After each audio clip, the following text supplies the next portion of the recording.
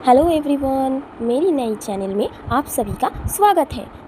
आज मैं बताने जा रही हूँ रेलवे की जो सिविल वर्क होती है उसे हम आज दिखाने वाले हैं। आज का वर्क है ब्रिज कैसे बनाते हैं। आप लोग देखते रहिए और साथ रहिए।